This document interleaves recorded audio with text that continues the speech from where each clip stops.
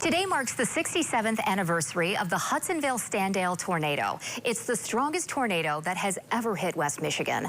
Bill Steffen joins us from his man cave today to take a closer look at this storm. And Bill, tell us a little bit about this tornado and the areas that it impacted. Right. Well, first of all, there were two tornadoes instead of one. For many years, we thought there was just one single tornado, but there were actually two of them. The first one came off Lake Michigan as a gigantic waterspout in the Saugatuck area. It wrecked the lighthouse and actually picked up chunks of the lighthouse that weighed 500 pounds and threw them away. And that also wrecked the beach house at Oval Beach. And that tornado came in and dissipated. And then very quickly, a second tornado developed. Just to the east of Holland, around the Graafschap area there. And then that intensified rapidly as it raced toward the Hudsonville area. This tornado, as you mentioned, the strongest one ever measured in the state of Michigan. We estimate that winds with that tornado were as high as they have ever been. In fact, one of the facts that I use when I go out and do public speaking is that the fastest wind anywhere on Earth in the year 1956 occurred on Van Buren Street in Hudsonville, Michigan.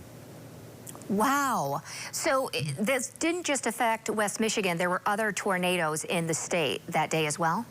Yes, there were other strong tornadoes. Besides the tornado that we're talking about, the Hudsonville-Standale tornado, which was, by the way, on the ground for 60 miles continuously through Ottawa County, all through Kent County, and then up into Montcalm County before it dissipated to the northeast of Trufant. There was an F3 tornado that developed right along the Van Buren and Berrien County line.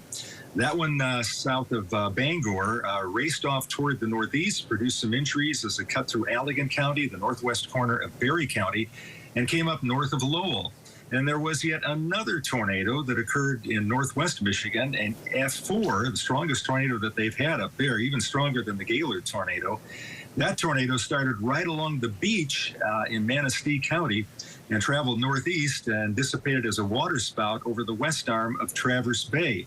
So this was a really crazy day. And like I said, what was really very bizarre about this is the strong tornadoes occurred right by Lake Michigan. In fact, a couple of them formed over Lake Michigan. Water temperatures are very cold. The air is cooler over the lake, and it's very unusual to see something like that happen.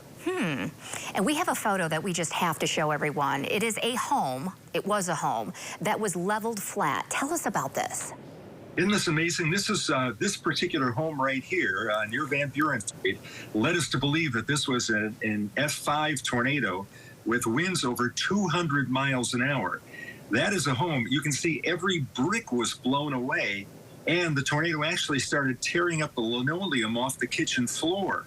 There was a car that was parked nearby, and that was actually rolled into a ball that was unrecognizable. They didn't realize that this was a car. And we had another eyewitness say that right in this particular area, there were cars that went over telephone wires that were actually picked up into the air and carried away. Now, this is only a few minutes after this tornado formed. So this went into F5 category here very, very quickly. You can see how quickly this dangerous situation developed. Now, can you imagine what this tornado would do today? This was an area that was relatively sparsely populated through the suburban areas and rural areas west and to the north of Grand Rapids. But a lot of that area today is covered by subdivisions, and that would certainly be a dramatic situation that we would have if that were to happen today. By the way, there were 17 fatalities. For a while, we thought there were 18, but one woman was counted twice under her married name and her maiden name. But again, this was 67 years ago today, the famous Hudsonville-Standale tornado. I should mention the Standale got wiped out as well. There's pictures from the Standale area where they really, really took a hard hit there. A really big hit for West Michigan. 67 years ago today. Bill, thanks for telling us all about it from the Man Cave.